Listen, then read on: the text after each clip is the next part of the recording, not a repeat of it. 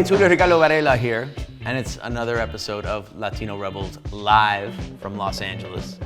Super excited that we're doing these shows out of LA. I'm also super excited that I have my fabulous co-host, Melinna. I'm going with one name only now, like a Brazilian soccer player. Oh. Melinna. Or like Cher. Or Cher. Okay, Cher could work. Yeah. How are you doing?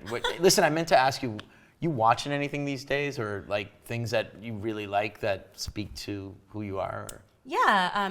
You mean besides Hentified season 2? I know. You already. I know. You Okay, already look, promoted that in a listen. previous episode. It's all good. I'm an actress. They talk about themselves apparently. I honestly I watch everything because ever since I was a kid, I've just loved consuming pop culture. I am watching Succession. Oh. Obviously. Can we just talk about that for a second? Yes. Why do we care so much about asshole rich white people? Well, I absolutely do not care about them. Okay. But being that the industry loves to produce shows about them, because we don't hear enough about them, right? This one is particularly well acted. I love me some dry humor. I mean, there's so many Brits on the creative team in terms of the writer and showrunner and several of the lead actors. And I think that dry British humor really is woven in, even though they all have their best United Statesian accents very good. on. Their accents are very good. Yeah, and then there's these old money elite idioms that they have, and sometimes I'm like, what the fuck are these people talking about? But every other word is also fuck off. I'm like, I guess that's how you talk to your parents. All right. So must be a thing. there you go. So I love that. All right, that's good. Insecure. All right, Insecure. That's a good one. Insecure's awesome. All right. I mean, so you shout out shared to a little Issa bit. Rae. So I think we should get going. We're going to start this show. All right, so we have a special guest coming from Las Vegas. We're actually going to do this remote, and super excited to have him on the show because it's a little bit near and dear to my heart. Yeah, it's part of the family. He's part of the family. He's part of the Futuro Media family. He is the senior editor of LatinoRebels.com. He does so many other things. He's written for years for Latino Rebels and other outlets. His name is Hector Luis Alamo, and he's just a really good friend of mine, and we're so excited to have him. So, Hector Luis Alamo, welcome to Latino Rebels Live. Hector, so it's been a little while now. You are now the senior editor of LatinoRebels.com. I'm like the parent that has given you the keys to the new car after been driving the car for so long. And we've had this conversation when we have our daily interactions. But tell me how it's going. I mean, did you make the right decision? Do you still like me? Tell me how the work is. What do you feel just working on Latino Rebels the last couple of weeks? How's it been? I have a very newfound respect for the work you do. I mean, as you know, Latino Rebels is a beast on its own, and with everything else you're doing, the moves you're making at Futuro Media, I mean, I don't know how you do it. You must be you must have multiples of you, like that one movie with Michael Keaton. What is it, Multiplicity? You must have 3 Julios running around. I don't have 3 Julios running around, but I appreciate you. But tell me, in terms of our readers now, what have they been interested in? I know we kind of moved into sort of this political space with Pablo Manriquez, but there's other things. I mean, you made a call out for contributors, and I don't think people have stopped sending you tips, and I want to write. So tell me what people are interested in now, and then tell me what you think you want to do with Rebels after just being with us, the last couple weeks. Yeah, I sent out a call for writers, photographers, videographers, and as you know, I mean, I got swamped with emails. I'm still getting emails from people all over the United States, people from outside the United States. They're all saying the same thing. Been reading Latino Rebels for a long time. Love the work that you do. Somebody was just if I can't contribute for you guys, I just wanted to let you know that you guys are doing great work, representing the community, getting the stories out there that, the mainstream media ignores.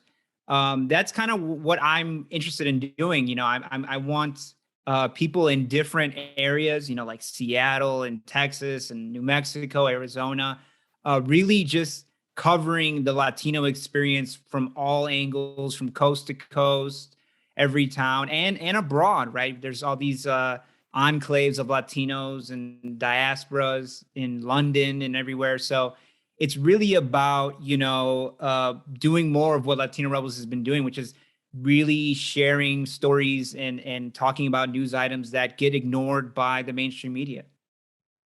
Oh, I love it when Julio points to me. Good thing I have peripheral vision, and it's 2020. But congratulations. This sounds so exciting and also stressful, but what's not stressful if it's not worth it, right? So what I'm most interested in is the ongoing battle between the people who hate the word Latinx, and just kidding, I'm not gonna go there because call yourself whatever you want, and that's it. But I hear that you're in Las Vegas. Like, what's that like? What's going on there? What's the community like there? What's the vibe? Literally the last time I was there was for my boyfriend's cousin's Elvis wedding. Oh, nice. But Las Vegas is not just the Strip. And right now you were mentioning wanting to connect with Latinx, Latina enclaves in Oregon, in New Mexico, in London. Like, actually, I was in Paris several years ago, and I was at this hotel, and there was like these bodegas. And then I was like, what is up with it? And they're like, oh yeah, there's a huge Colombian community here. So yeah, the diaspora is everywhere. Tell us about Vegas. I'm from Chicago, so I moved here in 2016, and it's a small town, man. It's like a desert town. I miss Chicago, but the community here, the Latino community, is really strong. The strongest probably political organization is the Culinary Union, and they're majority Latina and they're majority undocumented. And they are the most powerful organization in the city. Everybody who wants to be a senator, representative for either the state or federal government, if you want to be president, you got to come groveling to these undocumented Latina hotel cleaners. I love it. It's beautiful. It's exactly how it should be. We have a Latina senator, the first Latina senator in history, Cortez Masto. And then we also have a Latino governor. So it's like, and we're very blue. Like, you wouldn't think that Vegas is as blue as it is, but it's very blue and very Latino. And who knew, right? A state called Nevada, even though when I first moved here, I said it's Nevada, right? And people were like, you can't say it. It's Nevada. It's Nevada. It's Nevada. It's Nevada. I'm like, no, it's Nevada. No, it's Nevada. It's a Spanish word. I know Spanish when I hear it.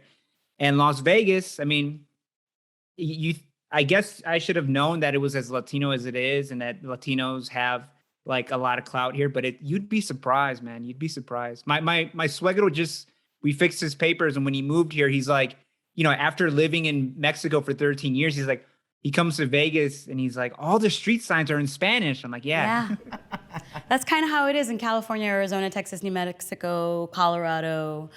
Am I leaving out any one of them? But I'm so glad you reminded me, because I remember in 2020, right? That state went to Bernie Sanders, and it's not only is it blue, but it's very progressive. Yeah. It swings far to the left, and Hector's a Bernie Sanders, but we did a piece about him being Bernie Sanders. Yeah, I actually also wrote a contributing piece for Latino Rebels about Bernie Sanders.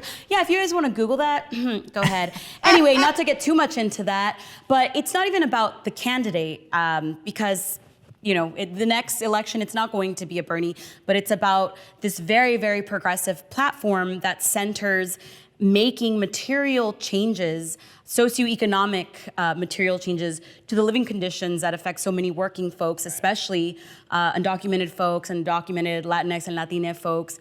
And so I love that when you think about Las Vegas, or what we see in media, it's like these high rollers, hyper-consumerist, hyper-capitalist, wealthy, abundance. And it's like, yeah, sure, great for a buffet or Thunder from Down Under, but who's really making the decisions? Right. Who's really making that city function and the wheels turn? And it's the immigrant community, and also the Latina community that there's a part of it that's been there for multiple generations. So love talking about unexpected enclaves of Latinidad.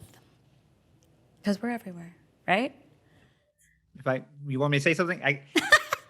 That is so, I mean, that's kind of what Vegas is, right? Like you said, it's consumerist, right? All these people, all the high rollers are white, right?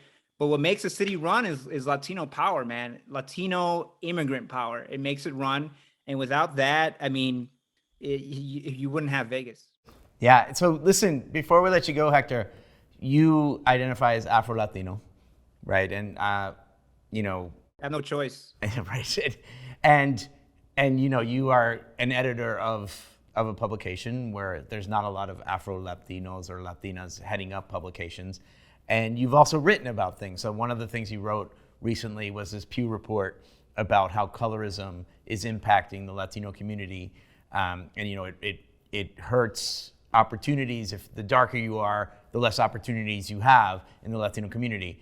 And we were talking about it, and you wrote the piece, but then like everyone's like, and water is wet, and you know, oxygen. You know, we breathe oxygen, and the sun's out. What are your thoughts about where this conversation, where this discussion is going? Do you think there's more awareness, or do you think we're spending too much time on what has already been an established fact, and we're just kind of recycling this as opposed to beginning to say, hey, how do we change things? What are your thoughts? I think that as we mentioned before, we were rolling, like, you know, Pew, you know, whoever's doing these studies, like, you know, they're like, you know, most 90% of grass is green, you know. Like, okay, thank you. But it's not their job really to like guide policy. They're basically just, I appreciate Pew doing that, right? Like just like tapping us on the shoulder every now and then. Hey, Latinos are racist against other Latinos. Just, you know, just want to keep that on the table. Because when Latinos are like, well, grass is green. First of all, that you saw on Instagram that post got by far the most likes that week for Latino Rebels. So, and I think the people who are saying, oh, well, this is obvious, people are uncomfortable with racism, right? And Latinos, most Latinos, and I'm thinking about white people, white Latinos, which is what the Pew studies showed, that most Latinos consider themselves to be white.